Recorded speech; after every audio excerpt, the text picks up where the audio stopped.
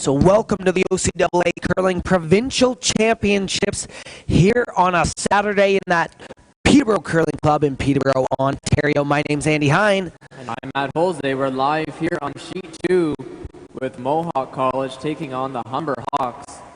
Humber, undefeated all Bonspiel long. They are looking solid here as we start the men's final. Yeah, we've already seen a Rays Peel double takeout happen in front of us. Humber has 6 wins going into this final game, 5 in round robin and 1 as the semis. Mohawk just picked up 2 losses, so they were 3-2, but they currently sit in a 5-2 record. Or sorry, 4-2 record after winning the semis. So exciting matchup. Some things to note for the Mohawk team. They are only playing with 3 members, so you're going to have skip Jacob Jones from Brantford. The vice is Jarrett Matthews, and their lead is Nicole Hillman. One of their alternates, Chase Grice, is out with an injury, so he was not able to play this game, so he's been out for some time now. But he's here supporting his team behind the glass, watching the gameplay unfold before his eyes. Humber Vice here, Matthew Garner from Toronto with his last in the first. See a couple of guards up front from Humber as they try to maneuver this zone through the porch into the scoring area. We've got lots of championships games going on here at the Peterborough Curling Club. We've got the gold medal game for men's and women's play, with the gold and bronze game also going on for mixed doubles. First time we're seeing mixed double action here at the OCAA. Yeah, I love, we've watched a number of mixed doubles games over the course of the weekend, commentated a few. Such a pleasure to watch. I am so excited to my goal is to partake in it next year, not at the OCAAs, but just in general. It seems like such a fun, adaptive, versatile game where, so many things come into play with the mixed doubles, but I just love how the strategy set up in the game. So something a little different with these men's, the typical 4-person curling teams, 8 stones in play. So we're going to see some more hits, I'm going to be assuming, over the mixed doubles. In today's gold medal match. You see here Jacob Jones of Mohawk lining up his shot, in turn draw in towards that 4-foot area. Jacob Jones ranked 2nd in all Ontario for the U18 team. Mohawk has had some success in the past. They were 2017-2018 OCAA silver medalist and the CCAA bronze medalist for the Mohawk team. So they have had some success recently in the past, and going back as well a few years ago, being in those bronze medal matches as well for the men.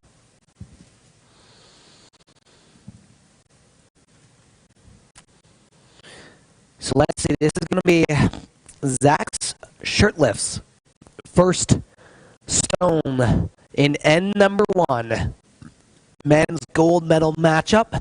Zach actually picked up a gold medal last year at OCAAs, not as a player, as a coach, as he coached the Humber mixed team before the mixed doubles came out. He's definitely a vet in the college sports for sure. He's played on a number of the Humber men's teams and then coaching for them, and decided to come back this year. On the roster sheet that we're looking at, it mentions that Shirtliff has 4 years of experience with these Humber Hawks and maybe another 1 or 2 to add as a coach, as he tries to navigate this stone between those center and corner guards, make some contact, those stones moving around. He's going to split it off that center, but he does lose one of his own shooters. Looks like we have a couple in the 4-foot for Mohawk, Jacob Jones. We see lots of Humber jackets out on the ice here. Humber on all 4 sheets in this championship 12:30 draw. Yeah, they have just been very successful. So they have a a mixed doubles team in the finals, mixed doubles team in the bronze medal match, along with Niagara as well. So Niagara, also dominant in the mixed doubles, has a bronze medal team and a one in the gold medal. And then Humber also has their women's team in the gold and their men's team in the gold. So it's definitely a Humber dominant final round for that team. What a great program by the school and their coaching staff. Absolutely wonderful. Jones taking his time in the first end, getting confirmation from his teammates. Sitting 2 right now early in this first end.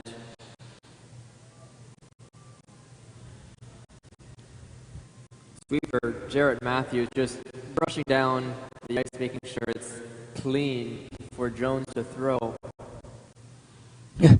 Pulls out the blue and then yellow. You have so many games in a weekend. You're switching colors constantly. Sometimes you come down, you're a little distracted. You're used to grabbing a stone and wrong color. So here he goes for his final stone. They do not have hammer, so Zach will follow up. What appears to be a draw coming in, maybe sitting top 4.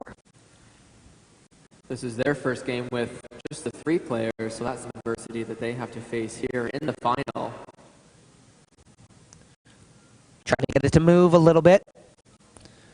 Matthews. Great sweeping ability from Matthews, dragging that stone in towards the 4-foot. Oh yeah, he's hit one right on that button. He's on T line, and then he has 2 in the 4-foot. So one back 4 and one just on the left. That's just touching that T line full 4. So Zach probably going to try to follow him down. Shirtlift on his final stone in end number 1. Lots of pressure placed on these Hawks early on in the game. After watching their warm-up, they have seemed to found draw weight pretty quickly. It's been consistent since draw 1, draw weight. Oh yeah, they've been fairly consistent. Once you figure out that ice, this ice has been absolutely wonderful. Our incredible ice staff has just made this really consistent all throughout the weekend. So you got about 4 feet of curl.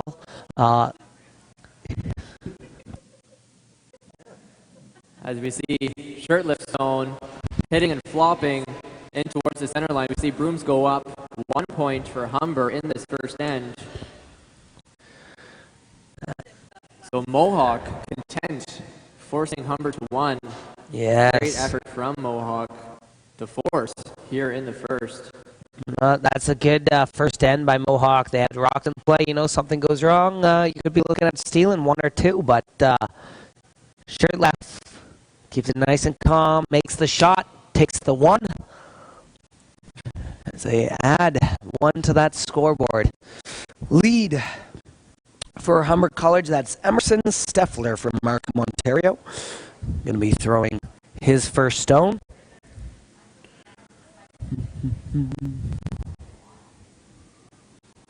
And finish.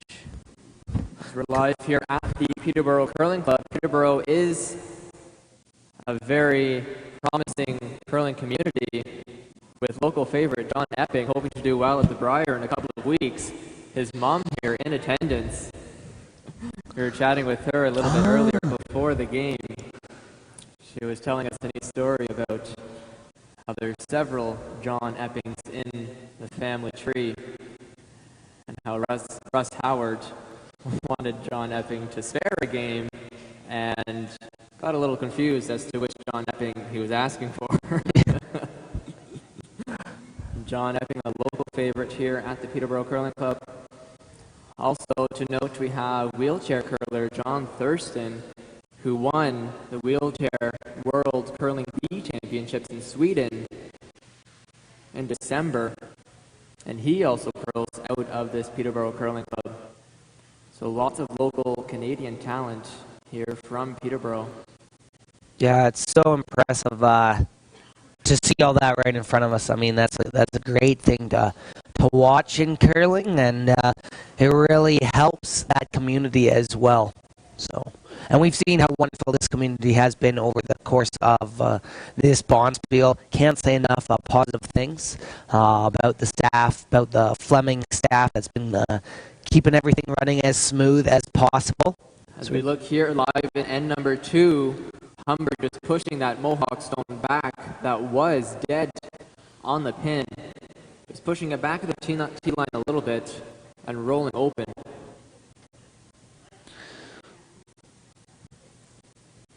I think we're in for a heck of a game here in this men's final.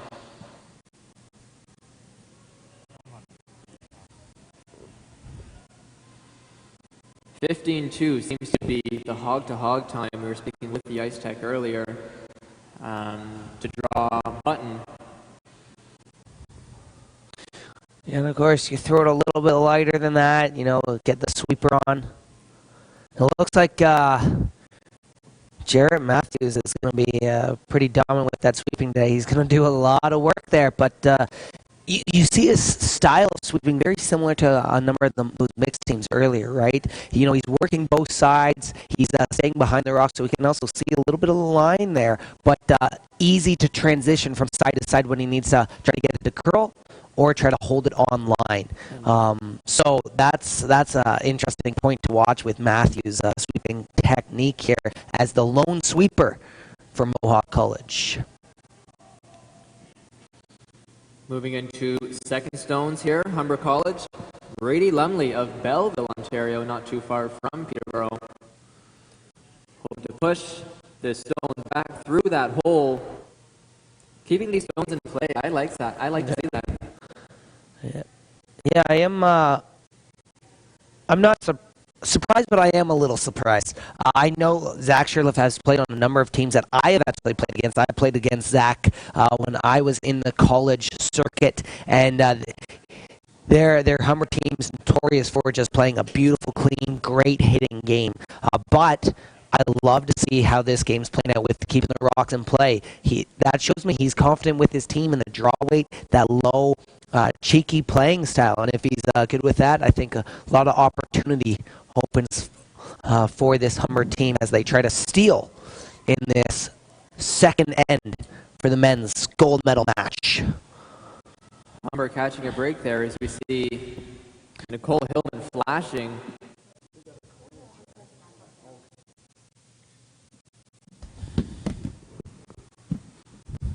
Skip Zach Sherliff hoping to capitalize on that unforced error. Yeah, they're looking to bring this right underneath. You can't let this run on the guard. Really starting to move. Curling hard now. Can they get it by? They do, just by. Now trying to push it to that pin. Well swept. Nice shot. Still, after it just connects with that Yellowstone, it kind of spins out a little open there. So Matthews may be able to follow him down that same line and just put it right on top. But I believe he's calling a big hit here. Not much ice at all. So Matthews gets up. He's going to sweep his stone as well to help out. As we see him sweeping against the curl, hoping to keep it straight. What a lovely call for line. Soft weight double takeout stays in the rings as it slides on out to the left side of the house. Very nice result from Matthews. That's a beautiful shot. Nice little double. Soft weight stays in play. You got 3 stuck around. These rocks are pretty lively in the house. That wasn't much weight at all, but the double was made. And he shot stone. Very nice. Great control from Matthews. And his shooter kind of rolled out to behind tee line, which I also like. If that stone's a little higher on the tee line, you can use that kind of come off of and spin into the ring as well. So now for Zach, he won't be able to do that if you do clog up that center area. As we may trade some quiet weight double takeouts. This is fairly down weight. Looks to be about board. Even less, so they were on it hard as it connects with the guard out top. So it's going to spin into the rings and sit just above tee line as they're Bluestone shooter spins out corner guard now for the outside 12. Not going to be a very significant match, but you never know. Still covers that previously rolled stone, though, out in the edge of the 12. That could come into play later on in this end.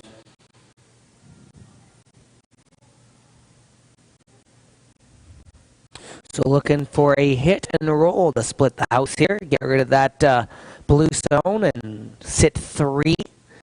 It's a close one. I think Humber might be sitting, I want to say 4th shot as well with that outside blue, but the blue and yellow are pretty close on opposite sides of the ring. So was on, called him off. Close. He's letting it finish. Just a little too thin. Spins out, but able to remove that blue stone. So they do sit 1-2 now. Open double for Garner.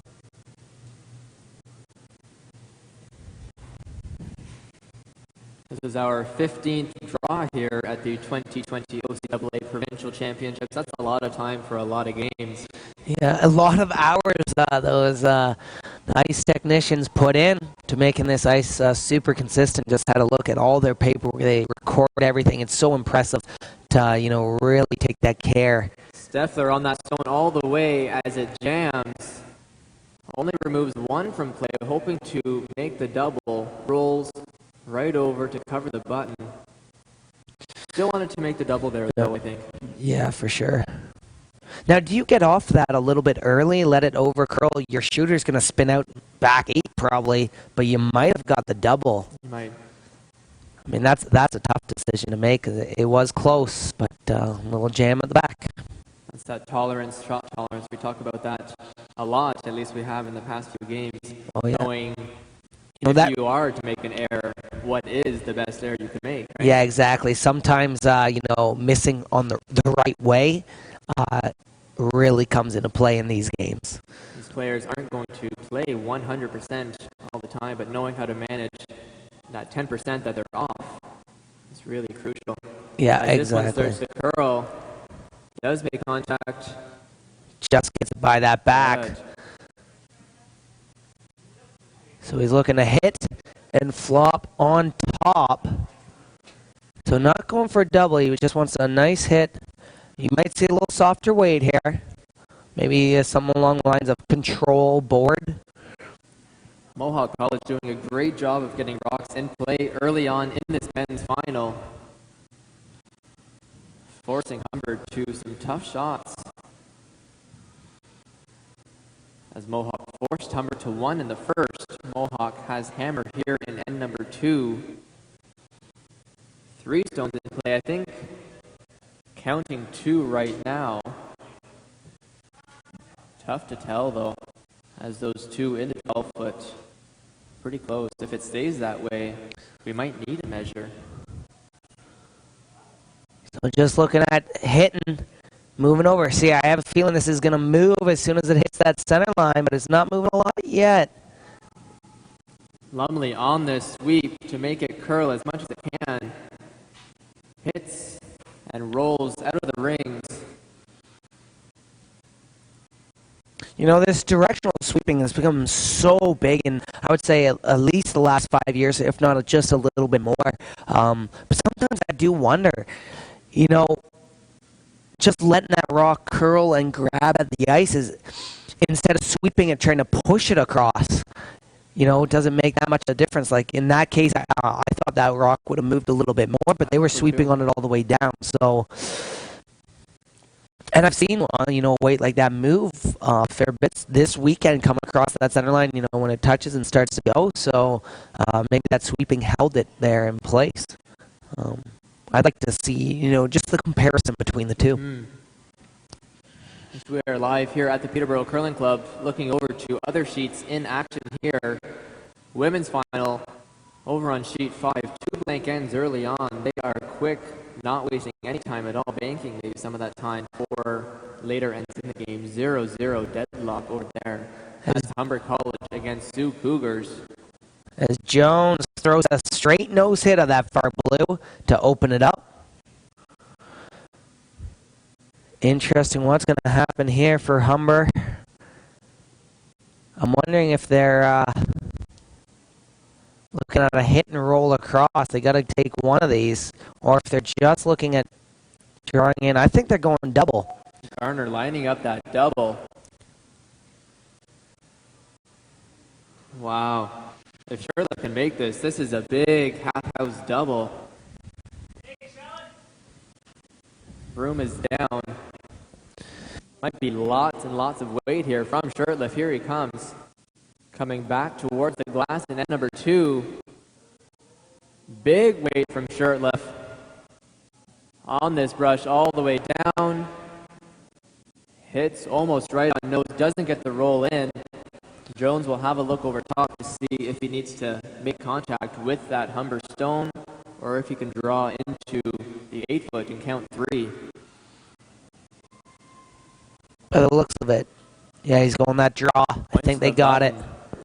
Hoping to draw for 3 here at Mohawk College.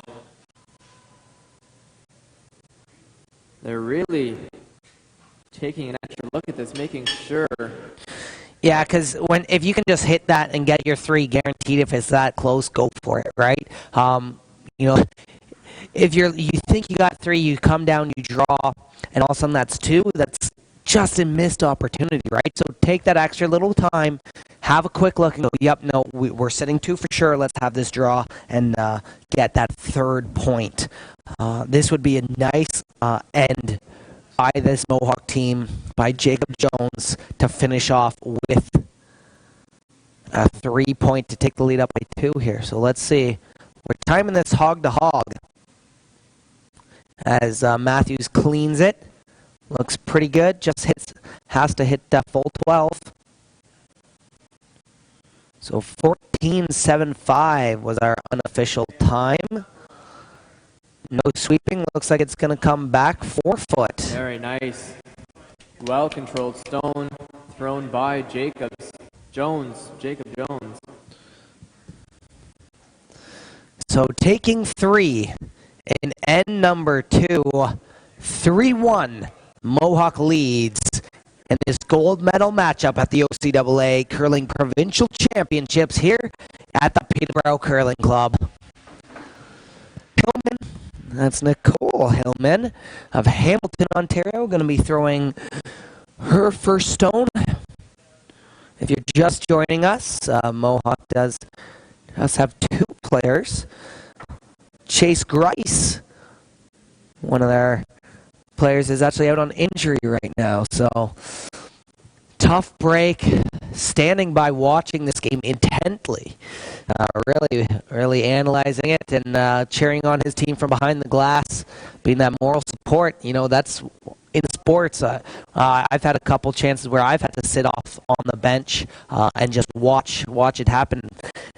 Sometimes that's more nervous than being in the game because you can't do anything. You want to help out, you want to be a part of it, and sitting there is very difficult. But it's maintaining that morale with your team is something in itself. So I love to see them standing by watching this game and cheering them on. He'll be out, I'm sure, in 2 ends time at the 4th end break. He gives some words to his team after the first half of play. They're doing well so far with the lead early on as Steffler sends a corner guard down for Humber College.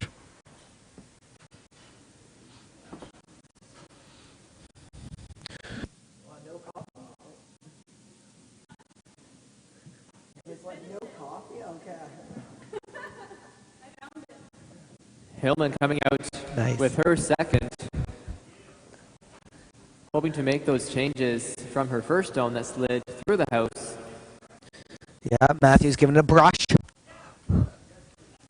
Nice adjustment here, it looks like, from Nicole Hillman to pull back on the way, giving it to the sweepers. Very well managed from Matthews as he swings around side to side to control that curl.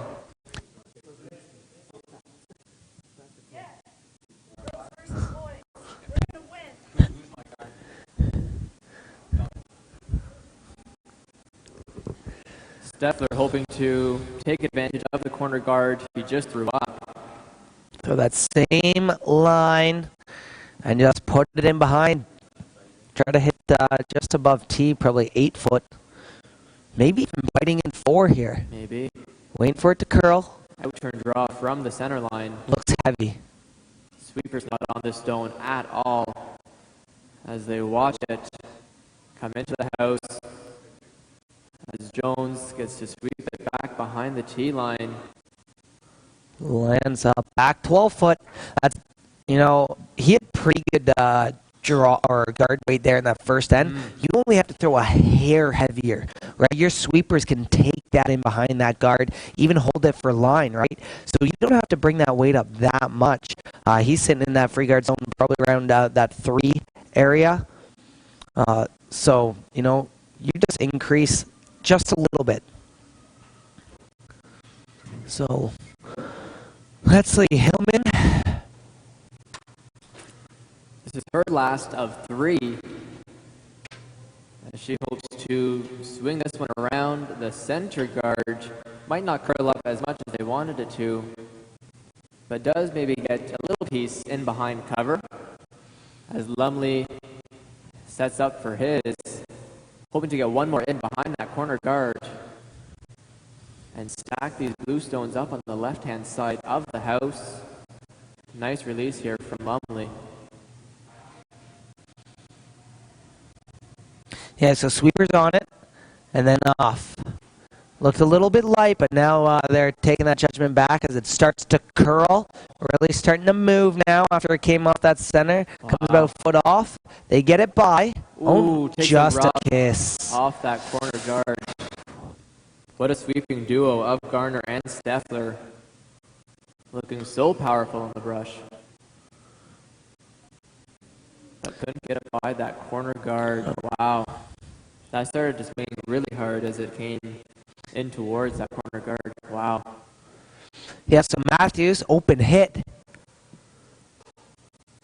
See if he can hit and roll under cover. Weight was so close on that one. Just curled a little bit too much as we see Matthews throwing a bit of an in-out rotation. This stone's probably going to track a little bit straighter. Yeah, he threw it a little bit inside off the bat, already on that top yellow guard. So maybe looking at rolling it into that 12 foot. We'll keep an eye on that release. I don't know if that's how he typically releases the stone. It's nice when throwers keep their release consistent, whether it's a draw or a takeout or a guard at that. Yeah, if you can keep it consistent all the way through, no matter if you're throwing that hit up weight, or just that down weight, it definitely makes it easier on the weight judgment for the sweepers. Also the line judgment call as well. Now, again, with maybe a hit, if you're throwing peel weight, sure, toss a little handle on it because it'll run a lot straighter, and you're already going to give a small amount of ice. But yeah, you want it fairly consistent all the way through. As we see here, Garner and Steffler managing this stone a little bit better than their previous as they get it around the corner guard and lock it in behind. Very nice result from the Humber Hawks. Wow. Yeah, so they're sitting at 2 stones right now. That one just back 8, locked on, right on nose to their back 12-foot stone. They're also sitting shot in that top 4, but Jones calling for a hit here. Nice adjustment made by those Hawks. Open hit here for Matthews. Comes out with big weight still.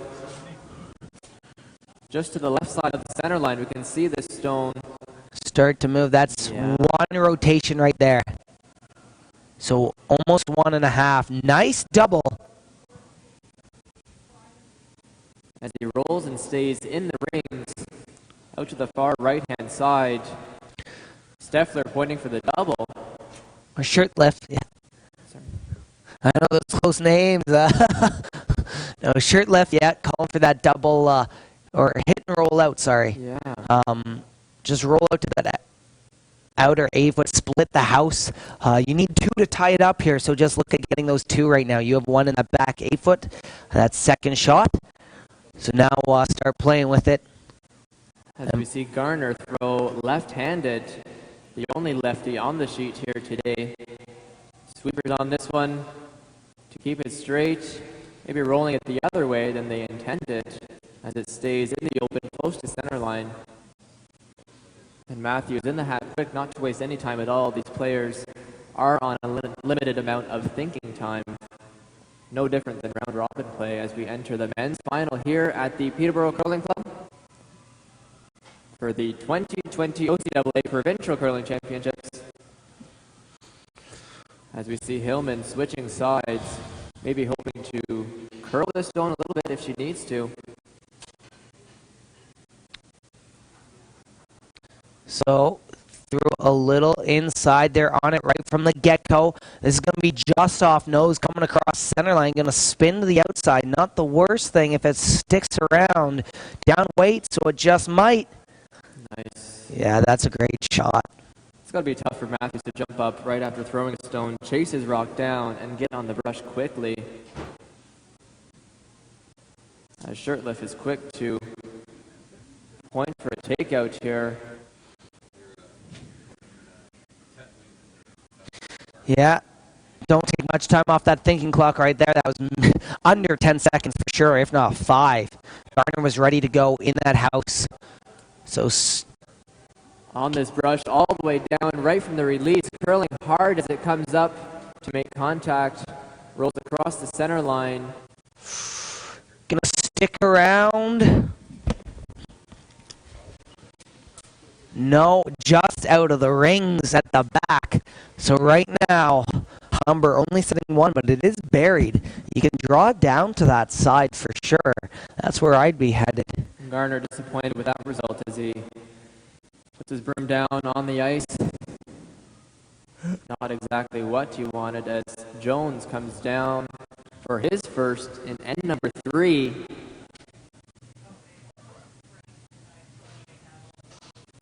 Hoping to force these Hawks to 1.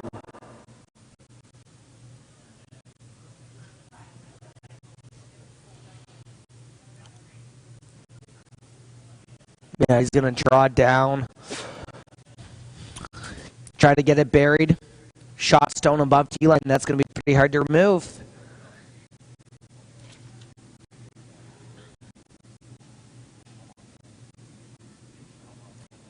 This team from Mohawk, Matthews, the only one who has been on the team longer than 1 year. Playing far beyond the amount of experience they have here. In the men's final. No. Moving. This one, a little bit heavy, not curling. As it stops in the back of the house behind the tee line. Open. Yeah, so right away, Zach Shirtliff calling for that hit and a roll underneath, coming off center. This is a good chance to get buried, be sitting 8 foot, and then have a chance of getting 2 to tie this game up. Both of these teams really taking advantage of all guards in play right from the first end. Sometimes, especially in championship games, you might see the first couple ends being run up and down the sheet, exchanging takeouts. We didn't see any of that here in this men's final. These boys and Nicole Hillman ready to play right from the get-go. So softer weight here. Looking at my board, just outside.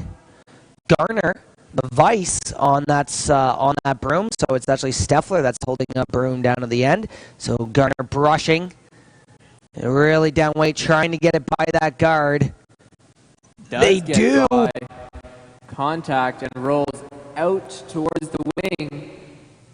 Jones doesn't stick around. Sweep it out.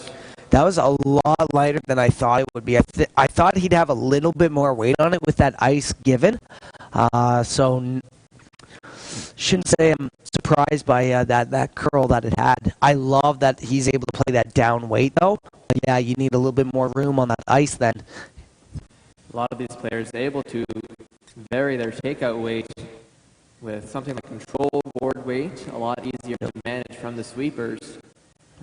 Yeah, and today you're seeing even that lovely just hack. Yeah. Just nice, light. Jones down for his last in end number 3. Broom right on the center line from Nicole Hillman. Matthews walks along with this stone, not a lick of the brush just yet. Yeah, Jones has a good amount of rotation that he puts on that stone as well. Making it stay straight for a little bit longer. Yeah, exactly. He's not too much, though. That's about 3 and a little bit. So it's 3 and change. As they sweep it out open, so this could be a draw here. I'll say heavy draw. Just a nose tap for 2. They're given the same ice. So I'm hoping he maybe throws a little more up weight with this final stone in the third end, because they didn't make any line adjustments. So he's probably looking to throw a little bit heavier here from Zach Shirtleff. Yeah, it looks a little more up weight over his last one, but Garner going to jump on it right away. They know how much this one curled. Yeah, hurry hard. They're calling him on. They want a nose hit here. Got to get it by that guard. Beautiful. Very nice, right on the nose from Shirtleff as they pick up 2 in end number 3 here in the men's final. We are tied 3-3 after 3 ends of play. Close game. This is heating up to be a real good one to watch, especially, they're not looking at blanking ends yet, so they're playing for points here. As we look over to the women's gold medal match, Humber Hawks picking up 1 in the third end, and that is the only score we see on the scoreboard as they start to bring their stones back towards the glass in end number 4. So very close games pretty much across the sheets. Gold medal game for the mixed doubles also taking place on sheet number 3, right beside this live broadcasted sheet. That one tied 1-1. Right now. As we see on the scoreboard. And they haven't yet put up their third end, but so far a very close game, and it's a cluster of rocks in end number 4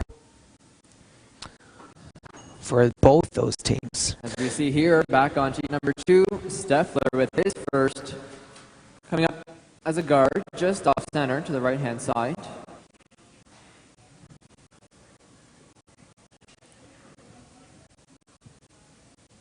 They got to let this come all the way across. They don't want it in the center, but it might just get over that hog line. It does, so it's going to be a high center guard. Not what they were looking for. Zach Shirtleff going to try to use this to his advantage. Toss one top 4 foot if he can. Draw one around here. Mohawk College with hammer here in end number 4. Emerson Steffler throwing his second stone.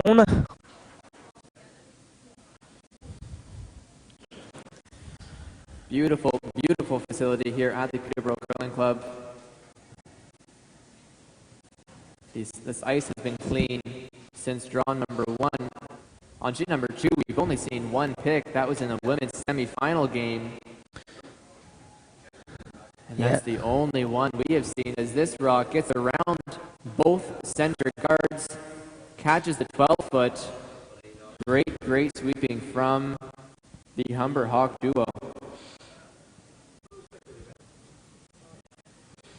of Garner and Lumley. Hillman out quick, not wasting any time as Jones runs down to help with the brush, hoping to get it around the center guards. Yeah, you got to get it. They know it's in play, and they want to get it as deep as possible. Great sweeping here from Jones. Matthews. So they get it to about a 3 spot for guard. Center guard, though, not ideal when you have that hammer, but it's something you can work with, right? You get a rock buried in there in that 4 foot near center line. That guard's gonna feel pretty darn good, right? Shirtliff hoping to take advantage of that stone coming up a little bit short, coming around it, hoping to win the race to the button. And Jones can also use that right now as a run back as well, so we can see full stone, which is nice for him. If you do get one behind, worst case scenario, you go for run back, and if you miss it, likelihood of clearing out some stones. So. Hoping this stone stops in front of the tee line. Looks like it just might. Great weight from these Humber Hawks. Wow, they have found draw weight here at end number 4 as Jones runs up to guards and hopes to peel. Might see him get rid of 2 of these guards. Lots of weight here from Hillman's third stone. Matthews trying to make this one curl a little bit. It's moving. Might get a back blue as well. Takes a bit of a rub off that blue center line guard and ends up taking that stone of the 12 foot out of play. Shirtliff hoping to replace that guard. Looking for something nice and tight into the rings. So he can maybe use that to propel it into the house. Yeah, he doesn't want it above his other guard. That's the look, because you can double peel that. So you either have it really high and then it's able to draw around, or you bring it in a little tighter. Yeah, I'd like this, in that 4 position, right close to the front of that house. Something you can use for a run back, but right now it's going to provide you coverage as well. Tightening the ice down on this guard attempt. Maybe Shirtliff noticing that one side is a little bit more, has some more curl than the other. Yeah, even bringing these to make them even. Mm-hmm. That's close. They are staggered a bit. I think there is a double peel opportunity there. Jones looking at the option for a run back.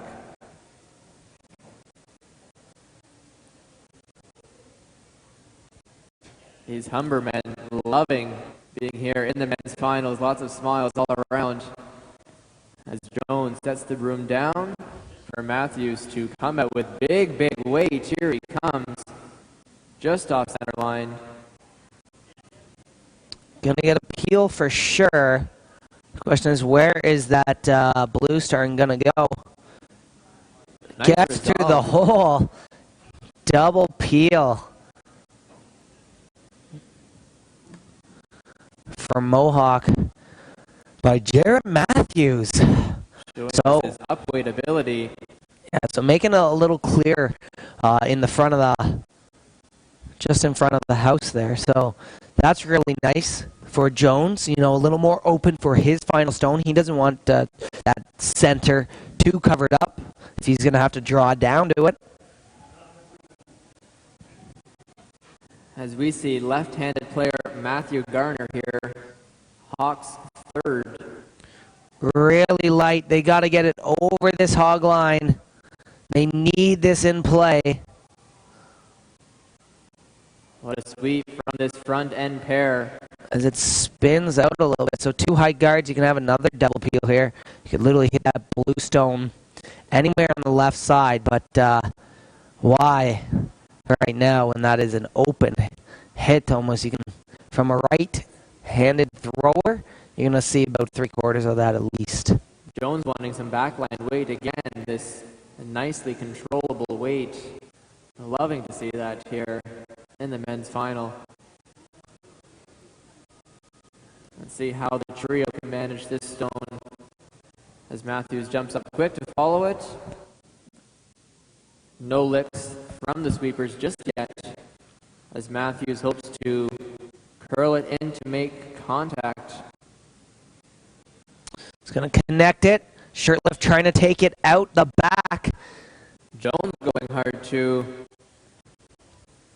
So that blue stone now is still shot in the back 12 foot as Jones has 2 yellow stones, half in that 12 foot, one at the top, one on the left All these stones out around the perimeter of the house as Garner with his last, hoping to take advantage of those staggered corner guards up high.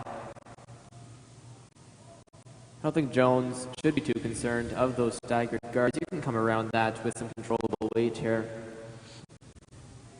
So they're just trying to put this right back in that 8-foot area, take control of the center here. And they needed to move a little bit. You want this on the other side of center. Lumley trying to make this curl across the center line as it enters the 4-foot. Probably still showing half a stone or so from the hack for a right-handed player. So Jones gonna just call for a double peel. Interesting call here from Jones. He's looking at Concerned about those two guards up front. Yeah, get it as open as you can. He's looking for his final shot. He wants it open. So as long as you don't hit this nose, you're gonna have nothing sticking around.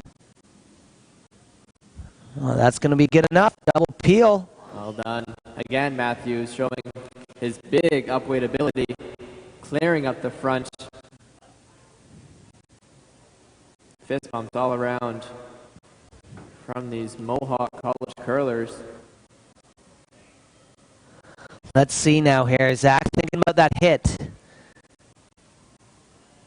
You know, getting rid of the yellow stones, reduce them, and maybe flop on top. So make a challenging hit for shot for Jones. So I think Zach Shirtliff is going to be throwing a hit weight here and then look to roll into that 12-foot area.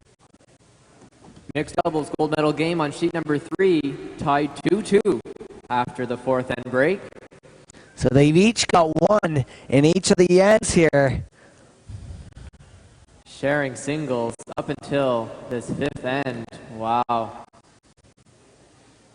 Love seeing teams force teams with hammer to 1 point. Oh, yeah. Wow. That shows some great So quality taking curling. some time here. Down weight hit, close. They're really watching this angle there. You can see them jump on and off, on and off. They wanted to come a little across. Jams on that back stone. Yeah, they should have been on that, sweeping it for line a little bit more. You know, you could have a little more anger with the down weight. You're going to flop on top, maybe roll half a foot, but that rock's going to jump out just on the other side. So they cut it a little too tight there. And they had the opportunity to sweep it as well. So that's just too bad. That's, you know, that little bit of an error. Jones hoping to hit and flop over behind that stone, just maybe biting the edge of the rings.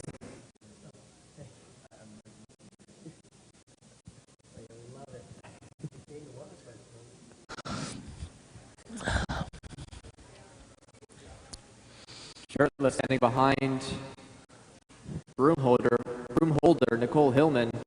Yeah, he's watching this intently. I mean, you want to concentrate on, one, how Jones is releasing that stone, but two, see what line he's taking, what weight he's throwing.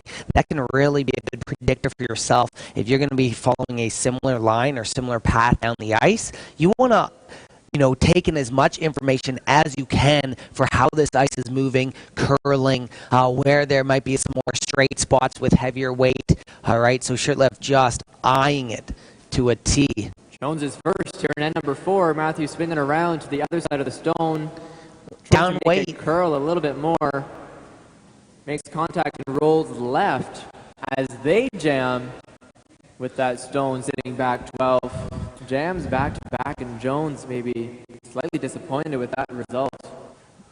Yeah, so they are sitting shot stone for Zach Shirtliff with that blue stone in the back, 8 foot.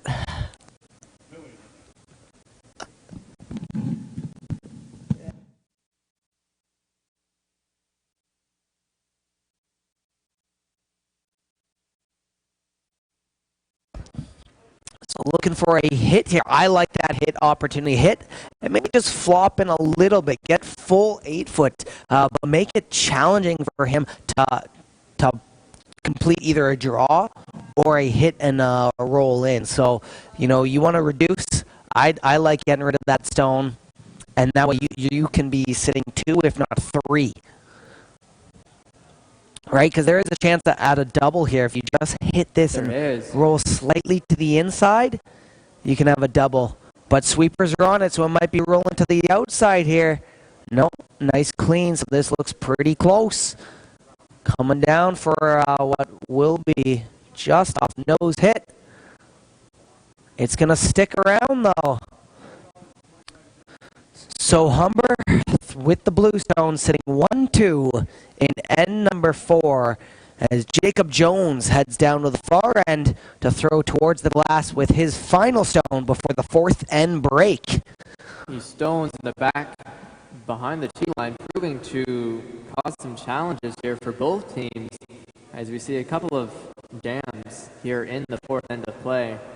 Heading into the 4th end break, where teams will get to chat with their coaches for about 5 minutes, where we will take a break as Jones settles in for his last. Yeah, I'm thinking he's just coming in for a nose hit here with that ice. Good decision. I was wondering if he was going to try to do the double here and get 2.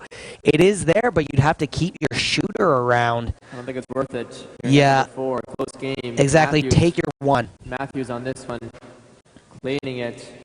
Nice tap back. Again, very nice controllable weight. Well managed by Matthews. Yeah, that's a good call. Well thrown by Jones, controlled by Matthews, and that straight nose hit to take the lead 4-3 after 4 ends in the OCAA Provincial Curling Championship men's gold medal match. We are now in the 4th end break as the coaches come out onto the ice to talk with their teams. We'll be back in just a few moments. Stay tuned.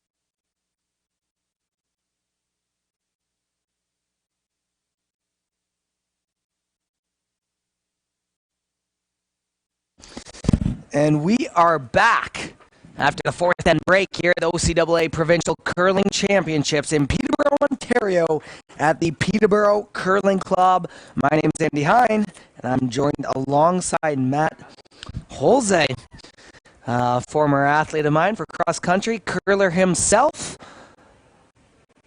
Here we have had a wonderful weekend watching some exceptional gameplay, and we are now tuned in to Mohawk College taking on Humber College in the men's gold medal match. Mohawk leads by 1, 4-3 after 4 ends. What a close game so far.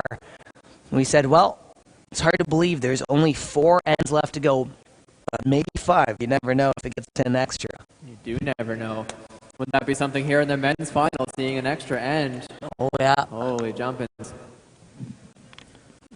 As Steffler sets into the hack, Humber Hawks with hammer here, hoping to set up and use a corner guard.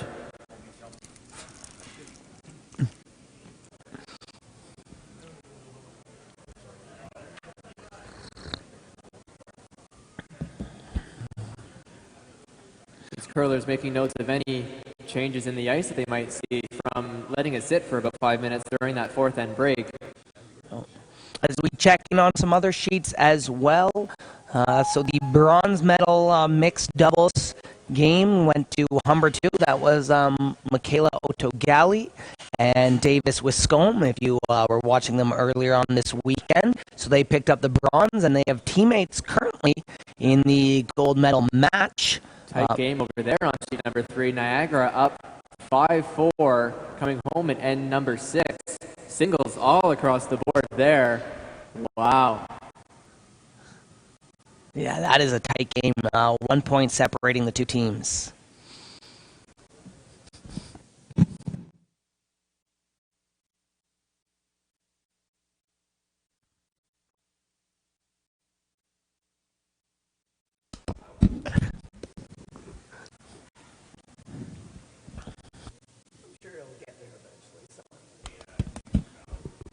Looking over as well at the women's gold medal game. 1-1. Wow. 1-1 close game. It's tight all the way across. I mean, in all these gold medal matches, they're neck and neck. Steffler with his second, hoping to come around those 2 center guards. Has some room, needs to curl a fair bit. Garner trying to really wrap that around, aggressively sweeping. Might take it back behind the tee line. Not enough weight on it, stays in front of the house, but does manage to get a lot of finish on that stone, more than it probably naturally would have without the directionally sweeping.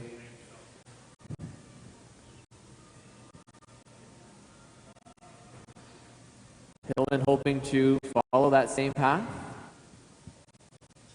Has some weight to her shot here today.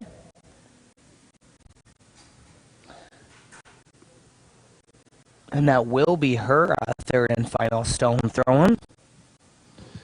As Lumley steps up for Humber College to throw his first.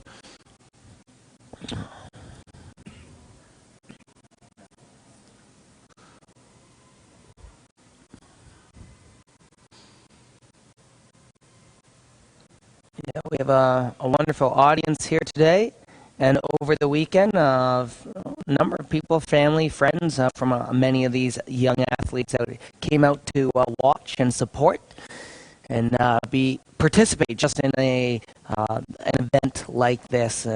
Wonderful atmospheres, tiring, exhausting for sure, but a wonderful atmosphere to be at an incredible event like this. Matt and myself, we've had a number of experiences with OCAA events and CCAA as well, so we definitely understand what that means for these athletes to come up, show up, and not only that, but being a contender for a medal here today. So very exciting to be in their positions.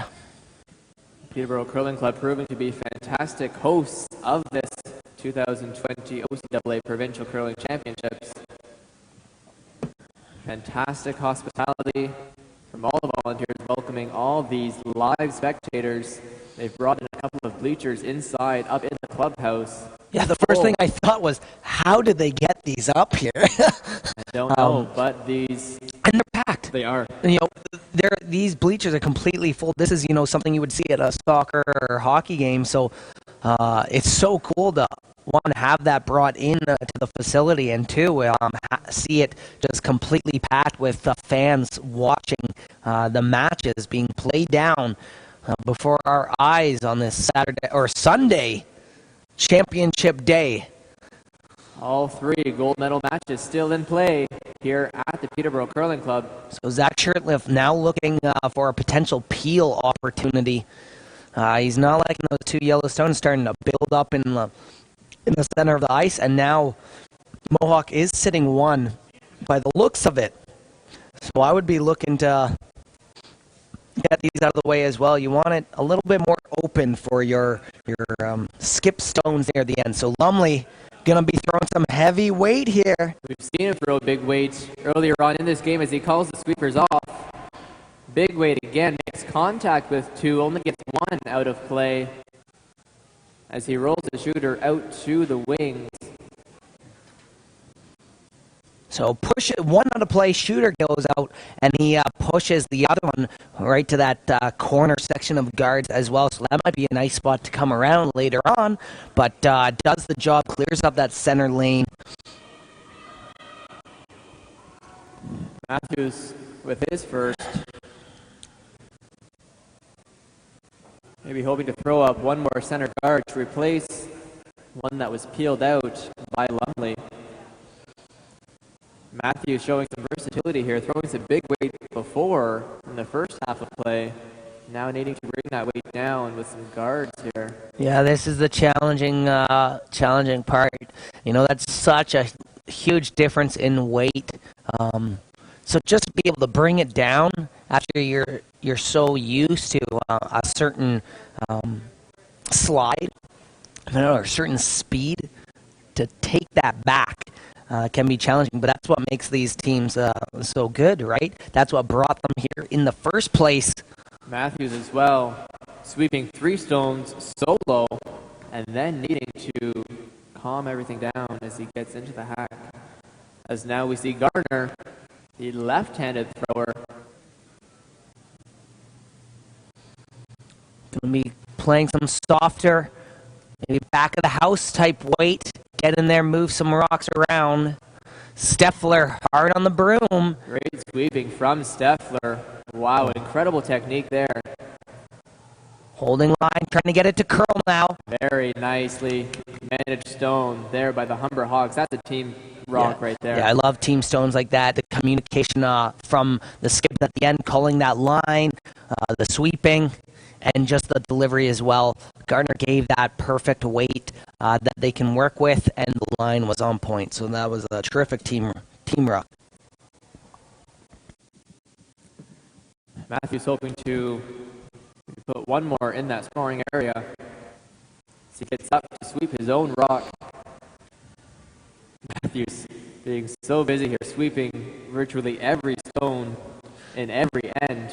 Yeah, he's definitely someone you could see on that All-Star team. So OCAA has two All-Star teams as well being in this final. He's been clearly putting out a ton of work for team play, being a major role in sweeping those line calls and an incredible shot as well. So he's been throwing really well this afternoon. I could see Matthews doing really well in mixed doubles play. Yeah. After watching him get up and sweep as well, you're right there, Matt. I wouldn't doubt it. He'd be a good mixed doubles player. Maybe in the future. Maybe. During the fourth end break, I walked by the OCAA medals table. I saw a look at the mixed doubles plaque, completely empty, as Humber takes on Niagara in that mixed doubles gold medal game. Somebody will have the first ever win for mixed doubles play in an OCAA event, pioneering mixed doubles in the collegiate level. Yeah, very exciting stuff for sure. I can't wait to see where this sport really goes for mixed doubles. Yeah, just the overall excitement for it is great. Love it. As Jones comes down, and number 5 for his first. Let's see here. Looks like we're going to try a wraparound, so maybe wraparound draw. Or there is a blue stone just tucked away in that back 4-foot area. It is showing, so he could be throwing a little up weight here, maybe back line. Look to get across the face of that stone. Maybe just push it back and roll in behind. Hanging out on the outside right now.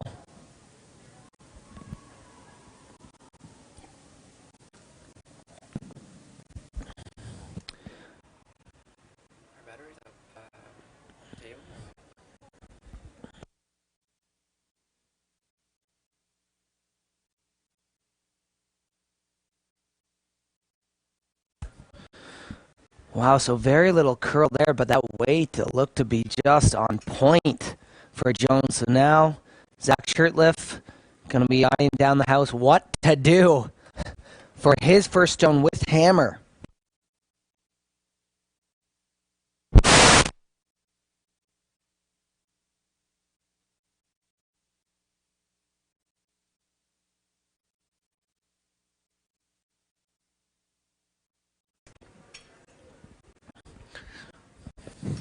Yeah, they're taking some time. You might see a timeout called here. Both teams have 2 90-second timeouts. We haven't seen any timeouts used yet in this men's final. Likely hoping to save them until later on in the game, but yeah, a lot of guards in play here on that corner side, a center guard. Then we have a Humber blue stone sitting in that top 12. The yellow Mohawk zone in that top 8-foot, and then a blue Humber stone in the back 4. It's sitting shot rock, and finally a Mohawk in the back 12-foot as well. So 4 stones in the house right now, and 4 guards up in front, really crowding over that center area, that center line. Hard to get to the button right now, but you do have a little backing if you can get close.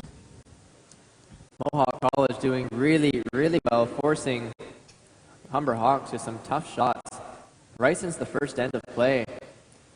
Zach Shirtliff with hammer in end number 1, forced to draw against 3. And ever since then, he's been facing some tough shots. And they've been keeping the rocks in play. Mm-hmm. The rocks have been in play this entire game. No blanks on the board at all. As Shirtliff throws his first in end number 5. This powerful sweeping duo. They're trying to get it to move across. Remember, they just watched that lane. It did not curl much for Jones. So Shirtliff gonna follow him down, get just off nose, roll back to the outside 12-foot. Rooms go up from the sweepers, acknowledging the shot from Shirtliff. Fairly content with that result, I have to think. Yeah, get rid of it. You stuck around. You're going to be forcing a really challenging shot here by Jacob Jones for his final stone without hammer for Mohawk College. Matthews looking at the view from the hog line. Sometimes things can look a little bit differently standing on the back line versus standing from the hack.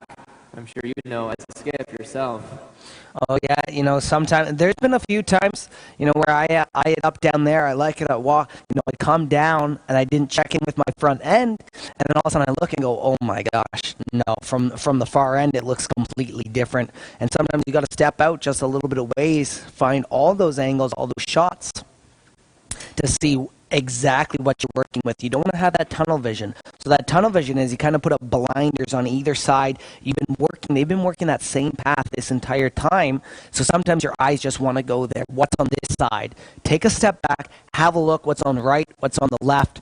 Is there a raise opportunity? Do you have to throw some serious weight and just move some stuff around? What is there to throw here? So Jacob Jones and Jarrett Matthews taking their time in the fifth end, and this is why you make it up early. Jones may be taking a little bit of time from his thinking time. But, you try to bank it a little bit in the first couple ends and with your lead in second. So it's their job to, be ready to go in the hack. So when you call a shot, they step in, lining it up and throw. You don't take a lot of thinking time. So on yours, those final couple stones, and they're super crucial. At these points in the game, you can take that extra 2 minutes, 1 minute, what have you. He's looking up at the glass. It looks like Mohawk does call a timeout, where both coaches will get to step onto the ice surface. That's right. So Clancy Grandy, one of the coaches for Humber College, she's going to be out speaking with the gentlemen. And then on Mohawk side, we have Betty Kallick, who's been a part of this team for 10 years now. She's coached against the teams I played against when I tried to take down Mohawk. For the 3 years I curled at the OCAA level. That's a lot of experience from Kallick. Now, important to note, coaches are not allowed to knock on the glass. They can motion for a timeout. So if the players from the ice see that motion from the coaches, they can call the timeout. Yeah, a lot of the time that's the front end job, right? As a skipper of ice, you're mostly looking to see if you can figure it out.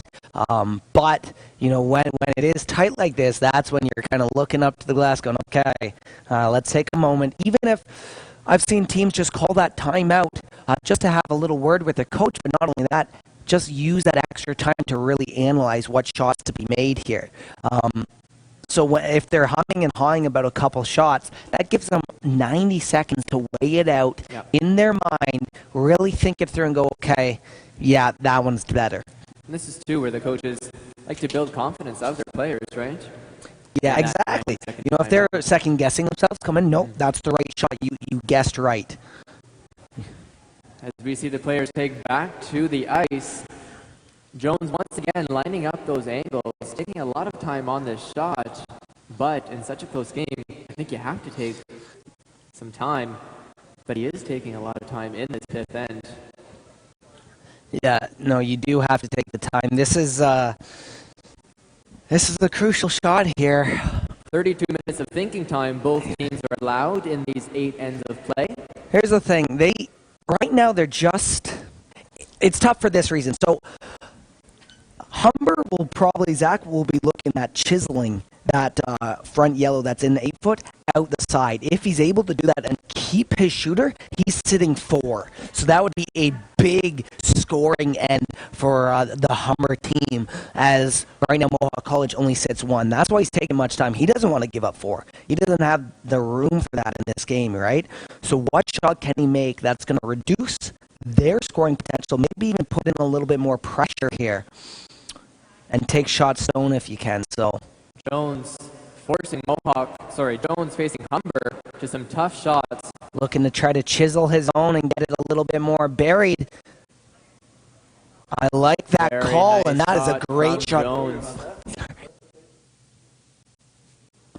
And that takes shot stone, so he is on the button, buried, with that back blue just hanging out. There seems to be a hole there to draw through if Zach wants to draw to the button. You do have backing there. You might have a double. You may have a double run back. It's slightly off. That is really hard as well. You don't want to hit out your second stone and give up a steal of 2 here.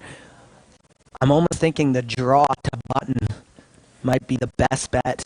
Shirtliff and Steffler for that Humber team. Shouting to the other pair of teammates down at the other end of the ice as Garner goes down to give his opinion. Lots and lots of stones in play here in end number 5. Wow. Yeah, this is so. You saw that time taken by Jones, and now you're going to see it taken by Shirtliff here. in the fifth end. You might see a timeout taken here by the Humber Hawks. I was just going to say, you might see so. It looks like he is going for the double run back here. Wow. They're almost lined up so you can hit it just off nose, and everything will fall back into place. So just off nose, this is going to be really close. But the danger is, if you catch your own, you're going to give up a steal or two. If not, high risk, high reward, you're going to be seeing 2 points given here. This is some great quality curling we get to see here at the Peterborough Curling Club in the men's final as Zach Shirtliff, last stone and number 5. They're going to try to get it to curl. Lots of intensity out there on the ice. Clears out, doesn't quite get it, threw it a little outside, so gives up a steal of 1. But it's still a 2-point game. This is close. Wow. Zach may try to keep it a little bit cleaner next and after that. That was a close attempt. Just a hair outside. For a double run back, it has to be spot on. You don't have a lot of give in that space of error. As it is for these Humber Hawks to give up that steal, they have the opportunity with Hammer here in an even end, and we know how important having Hammer in even ends is, right? That's correct, especially the 6th end.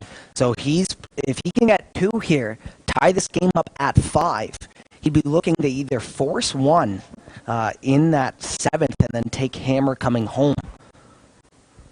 Scoreboard management is crucial here in championship play as we are in the men's final at the 2020 OCAA Provincial Curling Championships, and number 6 coming back towards the glass as Nicole Hillman delivers her first. Matthews walking this one in towards the house. Great weight from Hillman. Wow.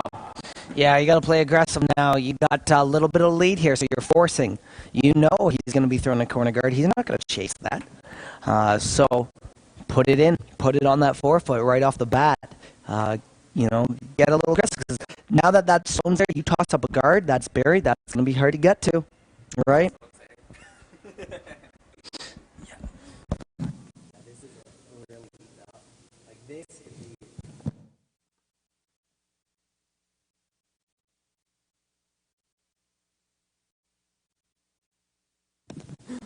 Garner trying to get some extra finish on this one for a corner guard covering the edge of the 8-foot on that left-hand side of the sheet as you look at it.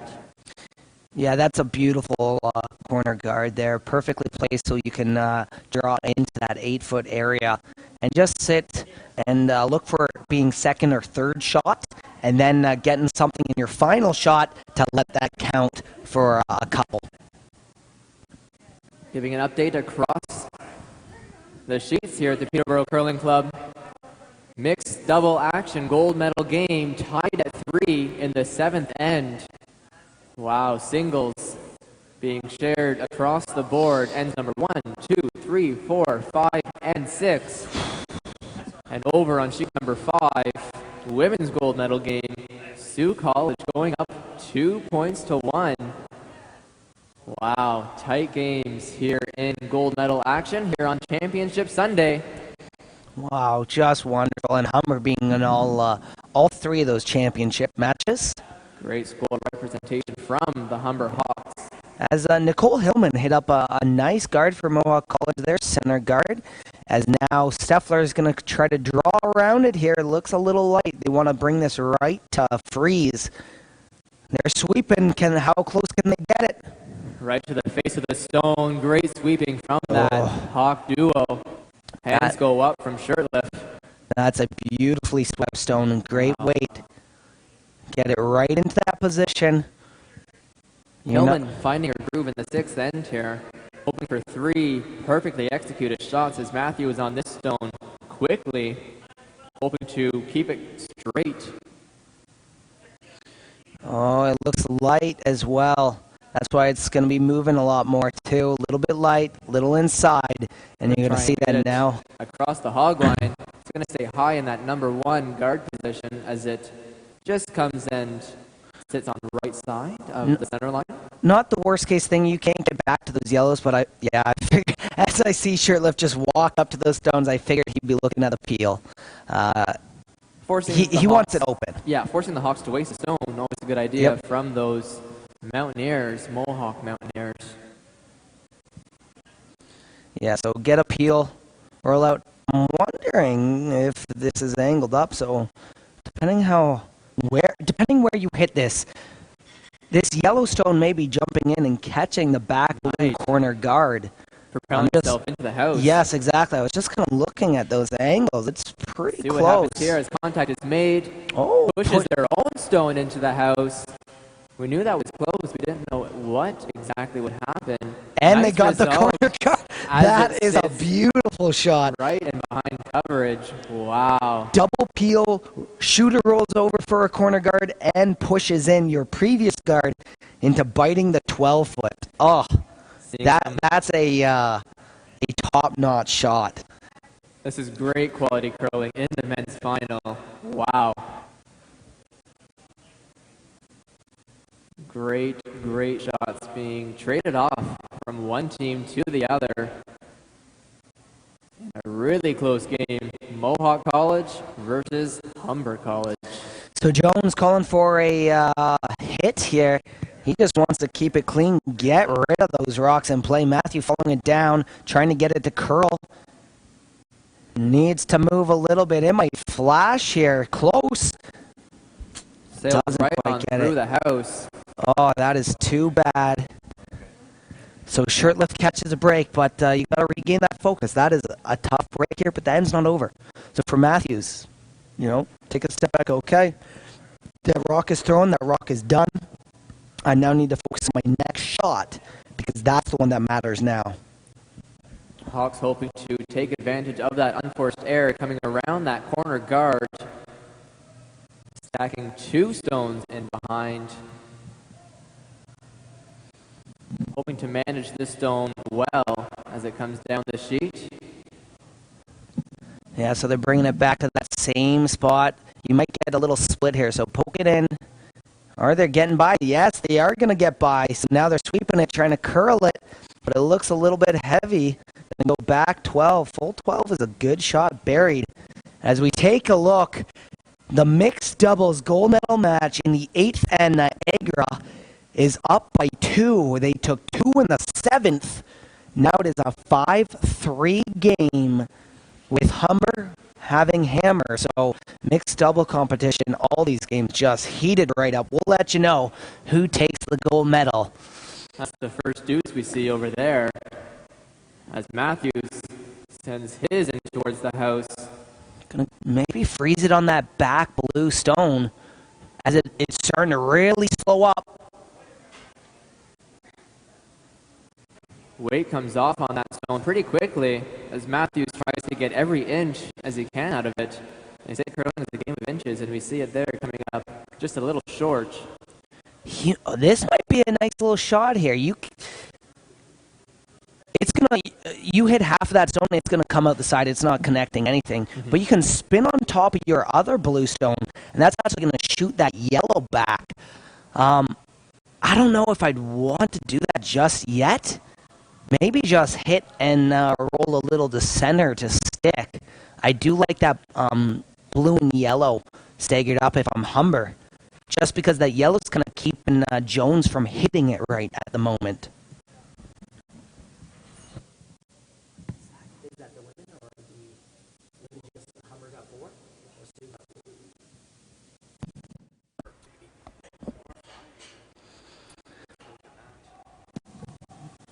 Close here. Gardner. Yeah. Calling him on, off.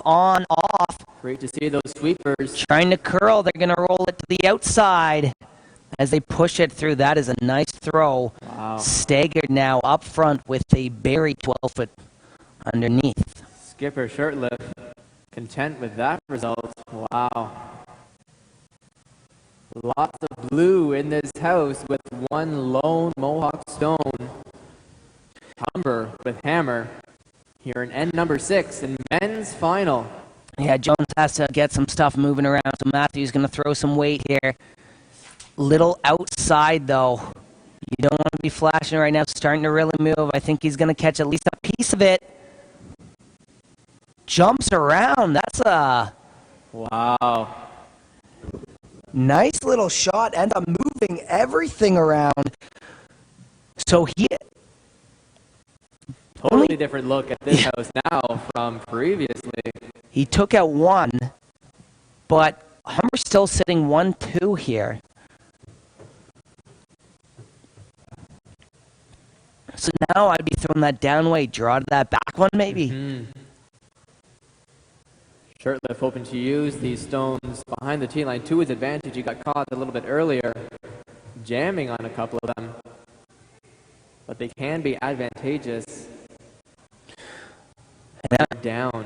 Yes, all these stones can really help you out. Great communication between skip, thrower, and sweepers. They got to bring it deep here for the weight. So they're trying to go as far as they can. You can hear them yell, far as you can. Full 8 foot. Oh, you might have a double here. It's really flat, and there's a pocket. You catch half of that stone. You jump across. You maybe look. I think the triple's way too thin, but double for sure. So Jones going down. Going to be throwing some hit weights here. As I look over, Humber and Sioux for the women's gold medal match. Humber just picked up a 5-point end in the 6th. It was a 5-1 game for Sioux, and they picked up a big end to take the lead, 6-2 now. So up by 4. They're going to be keeping it pretty clean. Tough break for Sault Ste. Marie. Wow. We got to see Sioux College last night on sheet number 2 in women's semifinal play. Take down the Fanshawe Falcons in some late game dramatics, taking 3 in end number 8 when they were down 2 to take that victory. As we see Jones with his first. Just gets one, bumps the other out, so their shot, Humber shot 1, and then Jones is sitting 2-3 for shot stones. I like all these options that Shirtliff and Steffler look at. They discuss a lot of shot options before they ultimately decide with. Yeah, they just in that amount of time, it looked like they mentioned the freeze, a draw, and then hit and roll across. So 3 completely different options there. And I like the hit and roll. You want to try to roll this as close as you can to that backstone. If the angles are right, you can get a double here. But I'd be more at looking to keep my shooter around. So I'd be throwing less weight, hit, sweep it across, and maybe just bump back that yellow stone a couple inches. Maybe 25 seconds of thinking time. They have a total of 32 minutes throughout these 8 ends. Oh, it's close. Sweeping now for line. Look at the sweeping from Lumley. He is putting so much weight on that broom. As Rolls this it rock across. comes over, great shot from Steffler. Hands go up acknowledging Steffler's shot as we see some applause from this live audience here at the Peterborough Curling Club. Yeah, great shot. Way to hold it online. I don't know if they're sitting 2 or 3 here. 2 for sure. But it's pretty close between the yellow and the blue. I'm going to have a look at the overhead camera, but it does warp it a little bit, so it is hard to judge. 2? Oh, it's probably going to go to measure. I mean, at least from where we're sitting, that's a hard decision. Jones going to do his best, hit and roll to cover. Wow, seeing some great quality curling here in the men's final. What else would we expect here? Oh yeah, this is final? Wow. What an exceptional game it has been, and it's not over. 6th end. Humber looking to get a couple here to tie this up as Mohawk leads 5-3 after 5 ends. Jones with that great smooth delivery. Outturn rotation on this stone as Matthews is off and on. Holding straight, needs it to curl now. Is this just going to be a straight hit? Right on the nose, pushing it back behind the tee line. Broom goes up from Matthews. So, Shirtliff can't just hit the nose here, though. He actually has to hit it and roll to the inside. If he hits it nose, I don't believe he'll be second shot. So he does have to get some roll on it to the inside. You throw down weight, that's not a problem. You're going to get that roll, but then the question is what ice to throw. So with that ice, I'm thinking control weight to hit, flop into 8-foot. Smart play from Shirtliff to make that hit. If he just drew, he would be getting 2 for sure. But because those 2 on the left side of the sheet and the 12-foot are so close, they might go and measure that late in this game. Sixth end action here as Shirtliff throws the last stone. Yeah, calling them off. It's close. They know they needed to flop in, so they call them on, off. Gets that roll inside. Oh, that's a perfect roll. Great execution from these Humber Hawks. Full team effort stone there. They might measure these 2 in the 12-foot. Oh, they kicked them. So I'm interested to see if it's 3 or just the 2 to tie the game. If you can get 3 to take the lead, your idea is to force 1, because then you only need 1 coming home to pull off the win. So. Great ability from those Humber gentlemen. Able to reset after giving up a steal of 1 in end number 5.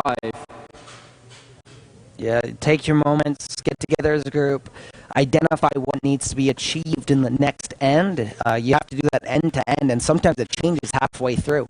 You know, maybe you start with saying, hey, let's keep it clear. You miss a couple hits, and now there's rocks in play. Now you got to think, hey, maybe let's get some draws in there, right? So it changes all the time, but great on them for, establishing a goal and going after it. Steffler maybe putting one into the house here. And maybe these Hawks are hoping the Mountaineers take it out and keep this house a little bit more clear. Yes. See, I'd be nervous to put it in the house here. I'd be looking for a guard sitting around 3-4. Only because if you keep this open, I wouldn't be surprised if Jones just played more of a hit game and actually took hammer in the 8th end. Now that shot went to the back of the house, so he's going to toss up a corner guard for Hillman. You also must go with the strength of your team. Mm-hmm.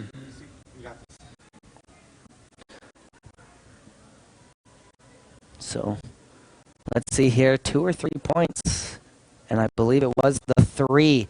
So Humber leads 6-5 after 6 ends in the men's gold medal match, up by 1. The drama continues. You're so awesome.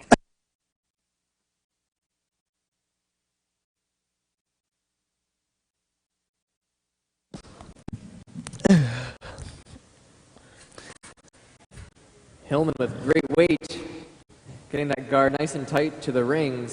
Corner guard. Steffler out with his second. And in the gold medal match on mixed doubles, Humber takes 2 points to tie the game at 5. So mixed doubles, gold medal match, Humber College versus Niagara College. They're going to an extra end with Niagara having hammer coming home in the 9th. That is an exciting matchup happening on sheet 3 just beside our gold medal men's match. First ever mixed double final going to an extra end. Who will get their name on the plaque And first? Wow. And these 2 teams, so 1 extra end underway in a few moments. As Hillman throws an upweight shot, one of her first takeouts in this final. Great takeout as she hits and flops. Looks like it sticks in the rings just as a biter. Yeah. Zach not hesitating. He's going for the hit. Get the rocks out. He knows he has to keep this as clean as possible to reduce how much they score. If he can force 1 or even steal. If you steal 1, you're up by 2 coming home. I'd take a steal or force. Mm-hmm. You're going for one or the other right now.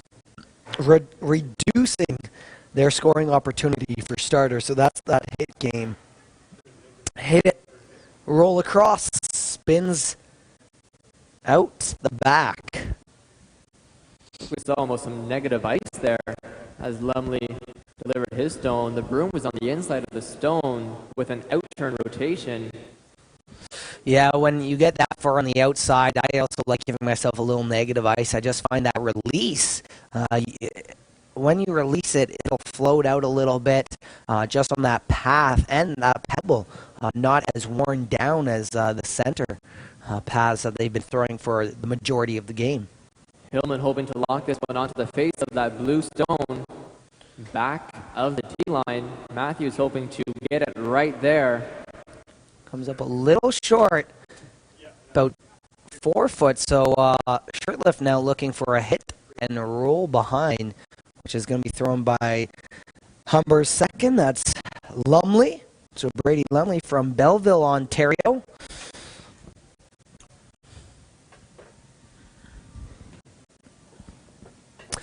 He said he's thankful to be playing this game and allowing him to travel to a number of different places. So he said, yeah, very thankful for being a part of it and playing at this level of curling. So sweepers hard on it. Both rushers on it as they're called off and back on. As it rides the center line, makes contact and rolls to get half of it maybe buried behind that Mohawk guard. These Humber sweepers proving to be very effective here in this men's final. Wow. Yeah, this is where you can see the game change now. We talked about how key Matthews been all this game with for the Mohawk team, sweeping with the shots. He's been very consistent, but he played a lot of games this weekend. He's been spending a lot of time, as that sweeper out front, and now the lone sweeper. You're going to be getting fatigued. Fatigue is going to play a role in these last few ends, so he's got to stay sharp and make sure he can bring that same focus into each delivery and rock that he must sweep. As he sweeps to prevent that from curling, hits and rolls out back to the right-hand side. That's a nice shot by Matthews, so thrown and swept. Exchanging perfect shots here in end number 7. As we are midway through, looking over at sheet 3, that mixed double men's final in an extra end. Wow. Garner out with his first. Yeah, and for mixed doubles, if you are familiar with the power play, it cannot be put into play in a final end, in an extra. So you do have to stick with the regular rock position over there. So that's... Both of those teams allotted one more timeout in the extra end, though. Yeah, so you do get that extra timeout. And both teams here on sheet number 2 with the men have timeouts left. So Mohawk has used one so far, and Humber, they haven't used any quite yet. But you might see one coming in the final couple ends here. This rock's hanging out a little bit. Matthews tries to get it to curl.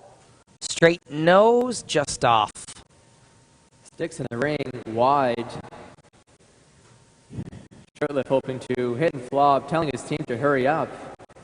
Trying to buy as much time as he can here. Again, still with 2 timeouts, but maybe hoping to save those for Skip Stones or end number 8.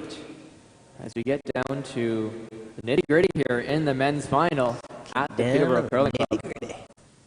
Yeah, this has just been a great game all afternoon. I'm excited just to have watched it and been a part of this broadcast alongside you, Matt. So it's been an absolute pleasure.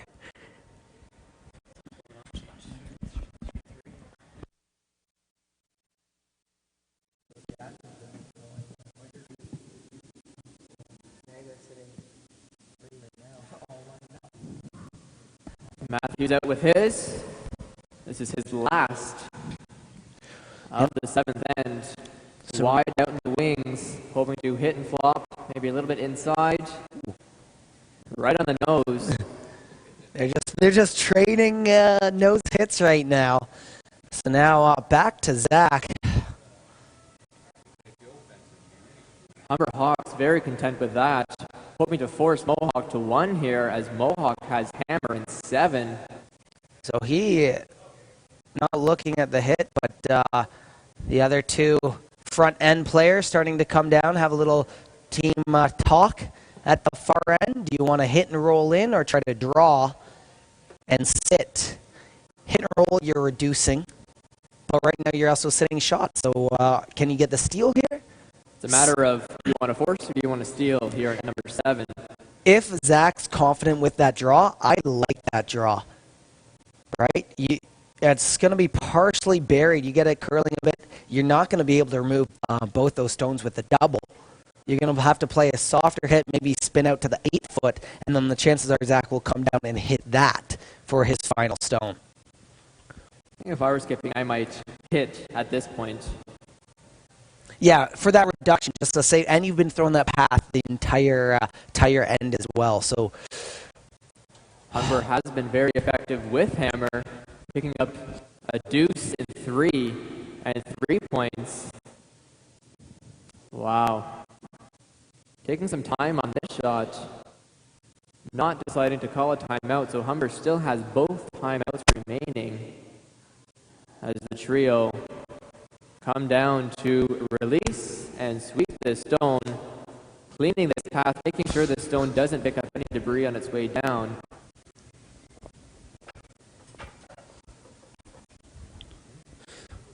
Shirtlift gets settled into the hack to deliver his first of end number 7. So it looks like they've decided on that draw. I think so. Confidence shown here from Shirtlift.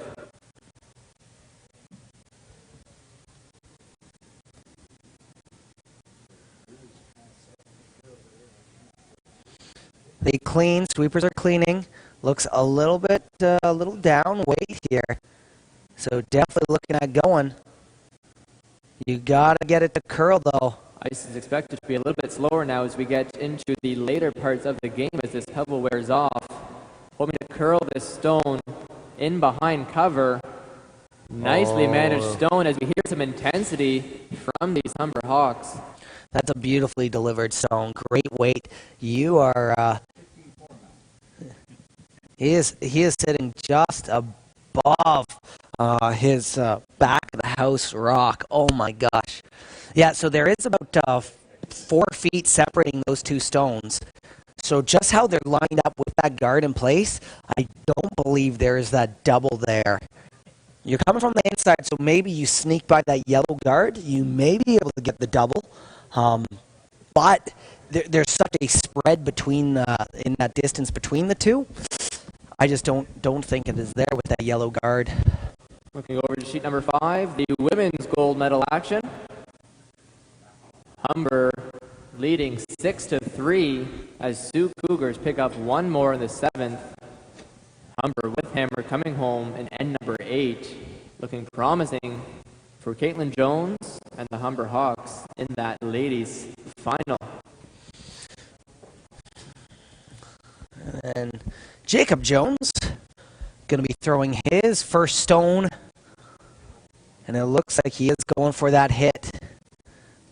I'm going to say flop a little to the center. I think the double is there. Yeah, you're going to have to throw lighter weight, get in behind that guard. You're going to have to just edge by. Matthews hoping to get the stone around this guard. It does. Edges. Makes contact with both stones, gets rid of one.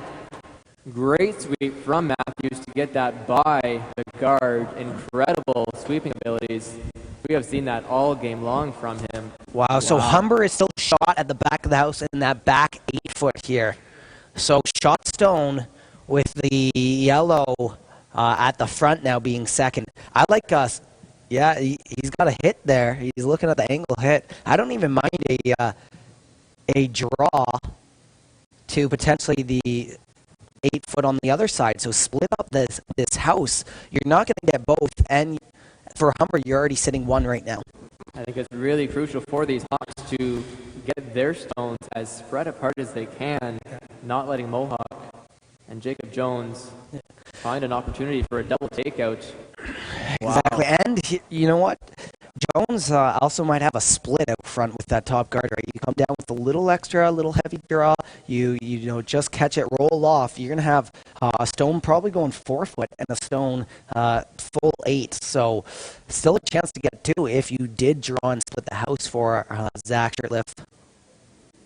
Instead, he's going the hit and roll across.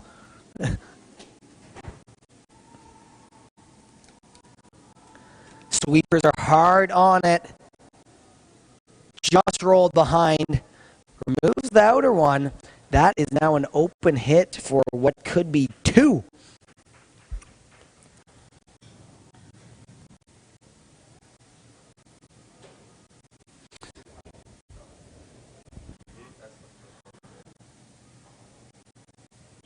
So, end number 7. Going to wrap up. Final stone here for Jacob Jones. Looking to get 1. Needs, or 2, sorry. Looking to get 2 with a straight nose hit.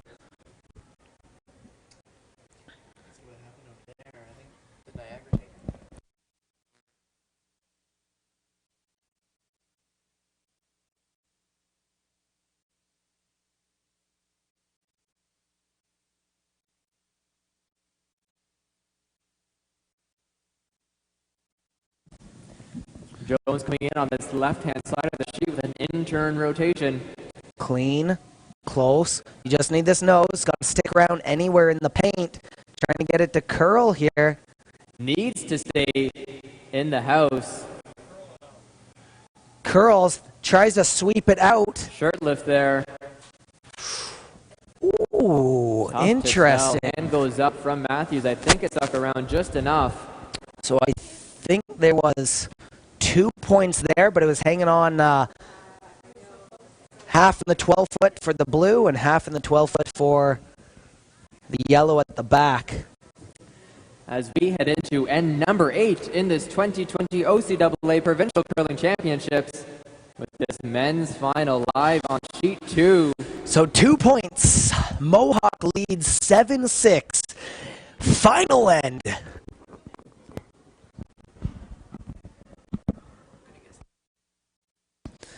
So after an extra end on sheet number 3, Niagara College. I am a Niagara alumni, so I'm going to give them a hand. Picks up the first mixed doubles gold medal at the OCAA Provincial Curling Championships. Outstanding gameplay by all the teams this weekend. Wow. It's going to be a lifetime memory for those two. Wow, picking up the first ever win in mixed double action. Yeah, terrific. As we are in end number 8. Shirtliff calling for a tight corner guard, wanting this just outside of the rings. As we see Mohawk's first center guard pretty high, actually, up close towards that hog line. Yeah, so Zach gonna throw it, throw a corner guard here.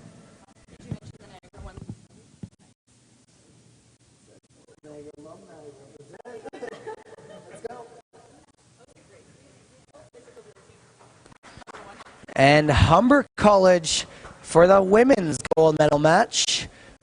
They take the gold over Sault Ste. Marie on the far end. So Humber now with a gold in the women's, silver for the mixed doubles, a bronze for the mixed doubles as well. And in the men's, they are playing the 8th and final end here. Mohawk leads by 1. What a game. This is what I expected on championship day. As we are the lone sheet left in this Peterborough Curling Club, as this one wraps in around that centerline guard back behind the T-line. Shirtlift there to sweep it back as far as he can. As it sits back 12, buried. Humber College still with both timeouts left in this 8th end. We might see them use it. Yeah, you've got them banked. If you're down on time now, This is a perfect opportunity to use those. Because 90 seconds is a long time to decide your shot, and then make your way down at the far end, clean the rock, and throw without losing any thinking time.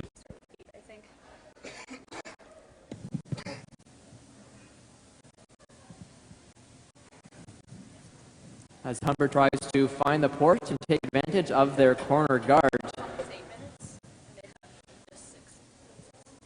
They're going to just chisel that blue one off to the side and double stagger corner guards right now. I think that was a good call. So it looked like it would have got by, but Zach actually called him on with that soft weight. Move it off center.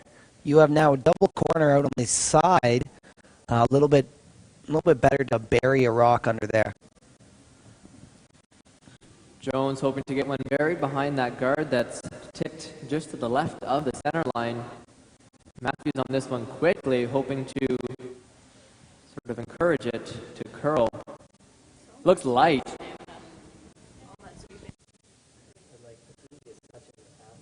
Very light from Hillard. Matthews must be tired from sweeping every single stone as he sweeps all three of Hillard's. He gets up and sweeps all three of his own, and then sweeps for Jones. Yeah, I think we'll be seeing his name on that all-star team. But we will see. All the all-star athletes are nominated by the coaches and teams that they play against. So what a way to decide who to reward those all-star positions to. Better than the teams and coaches who got to witness and play against the other athletes here. So now we're looking to see a draw into the house for Humber College. Already moving. Yeah, they might be going for a raise here. That looks fairly heavy for a draw. So angle raise. Hoping to keep the gravestone in the house as it slides on out. Slides through. Some questioning faces from these Humber gentlemen.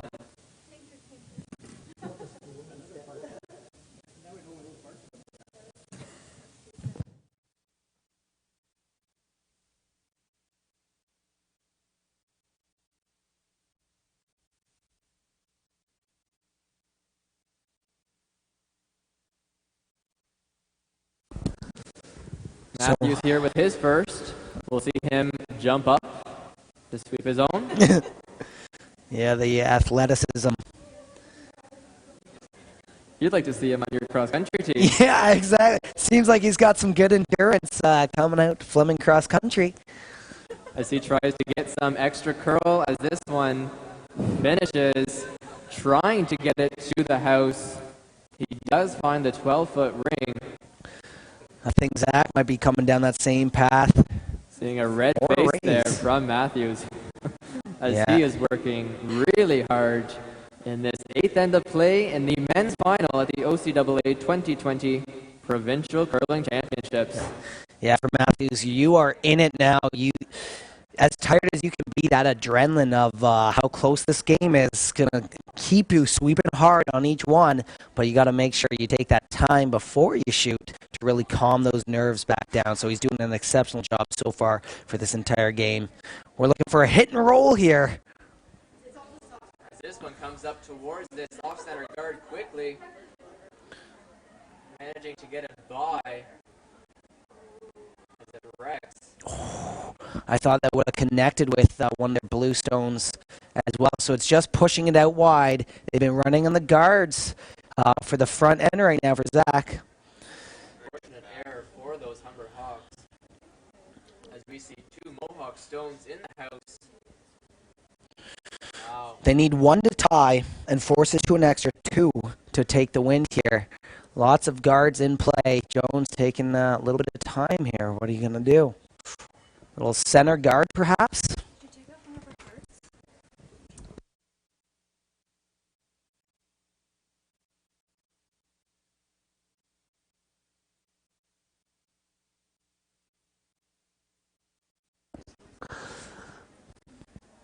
Matthews in the hack. Hoping to get one buried behind a couple of Humber stones. Jones watches this line intensely. This is going all in its own, not a lick from the sweepers. Yeah, keep it straight now. Look for a raise. You know, it's a little bit heavy. Has the weight. Bring it back. Great audible from these Mohawk Mountaineers. It might be looking at a double here. Hit and roll behind your blue guards. Yeah, there we have it. So let's see what Garner. It's Matthew Garner from Toronto, Ontario, the vice for Humber College.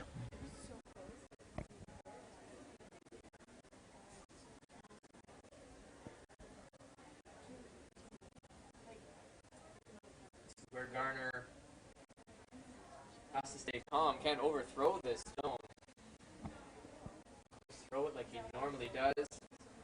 Should make contact with both of these Mohawk yellow stones and roll in behind that guard of his own. Yeah, with enough weight, he'll be able to get both of them and have a nice little roll.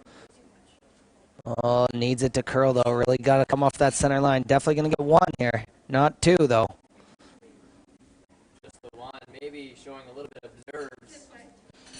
Yeah, that was... Throwing a touch extra. Yeah, I was going to say that was upward of control, so... Almost more than normal, close to Yeah. heel. Some of these guys can throw some serious peel weight, so yeah, up by that normal weight, a little heavy. Remember, you're sticking around, right? You got to get that hit and roll, but stick enough just to remove those stones from play. But you want to stick that shooter around, so...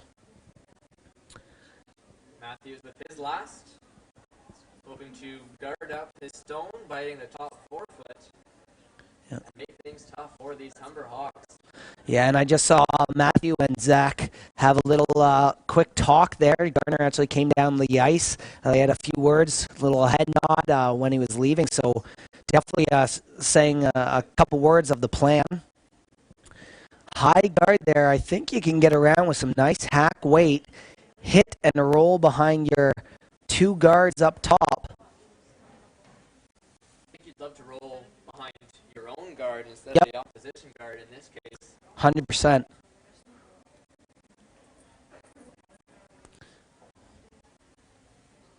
Shirtliff asking for some feedback from the trio at the other end of the ice.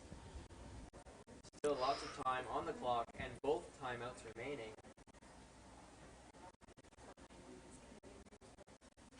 As Shirtliff throws up the option of just tapping that stone top forefoot back into the back of the house, not removing it from play. What do you think about that? That's not a bad idea. They already have one at the back of the house, right? If you come down with some lighter weight, just hit and leave it around in the back, that could be backing for any hits that Jones may throw. Is it necessary? I'm not sure if it's necessary. It's going to be tough to get around this off-center guard and finish it enough. Yeah. As they sweep against the curl to keep it straight, riding that center line. You'll see Steffler getting this one to curl as much as it can as it comes up towards this stone. Yeah, curled. They're going to have a nice roll across. To push it back as far as they can, it does get out of the ring. Very well executed from Garner. Great quality curling here in at number 8. This men's final. So that was a great way to finish off some of the vice stones for Humber. You're locking in a shot stone in the forefoot. You need 2 to win. 1 to steal as Mohawk calls their second timeout of the match. Youth, this time, you got to set a plan up for the skip stones. There's 2 stones left to throw. This is a good call for a timeout here. These Humber gentlemen.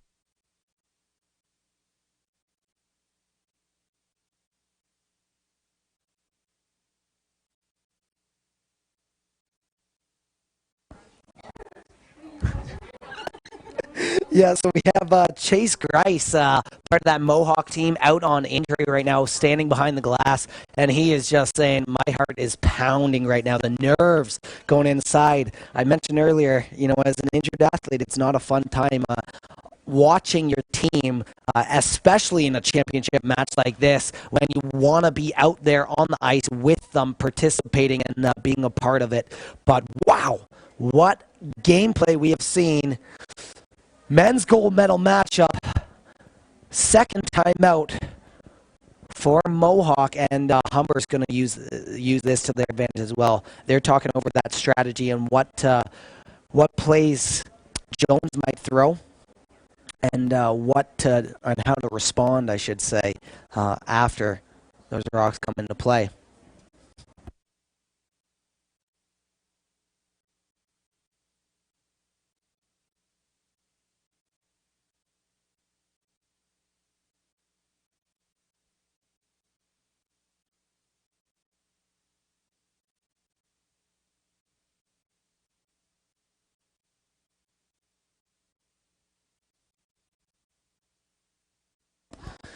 As we wait for Jones to deliver his first stone, big shout out to Chase Grice's family, who's standing by watching this great gameplay happen in front of us. So that's part of the Mohawk team.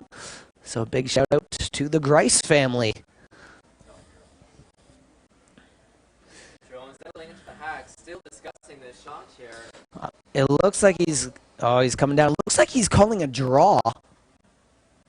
Coming around, you're gonna run that center line. You're trying to draw back behind that blue guard and be shot stone. The Humber gentlemen take a look to the shot clock. 5:30 left. Lots of time though for Jones. He is cool and confident here in end number 8. Yeah, he has just over 5 minutes to get in 2 stones, so tons of time to make those decisions. I speak from experience. About 4 years ago, I was into an extra end, and I made my final decision, final stone, 9th end. I had 30 seconds on the clock to make that decision, make my way down to the ice, and throw the stone. And I'll tell you, the nerves were pretty wild then. I did. I actually drew in for pin to pull off a win. So we'll see how Jones handles this one here with time left on the clock, trying to draw through the hole. Jones is first. Is he trying to draw or is it tap back? Yeah. Through the porch. Wants to freeze on top. Oh, close ice. Oh, he's coming in. This looks really good. Gonna get some separation, though. As Zach tries to sweep it back. What a beauty shot. As we hear lots of applause from this live audience filling up these stands here at the Peterborough Curling Club in this clubhouse. So I think he's gonna come down and try to throw a nose hit to take one here and force it to an extra.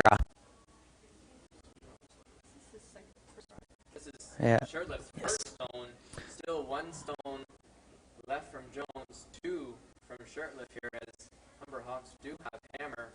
Maybe just hoping to move things around. He doesn't like to see the Mohawk stone frozen on top of the face of his own stone as he comes through this porch with a rocket. Trying to get it to curl a little bit through the porch. Oh! Off the face. What a shot. The applause upstairs. So strong. That peel weight. We said Jones was cool and confident. Shirtless feeling cool and confident as well. I mean, what separated those 2 rocks from moving back was not even a centimeter, less than half a centimeter. Just able to skin that yellow stone past his back blue that is still shot stone right now. So Jones will, it appears, attempt the same throw, same line. He just threw it. Now, good news if he does sink this. If he can tap it out, that would be more ideal because now you guarantee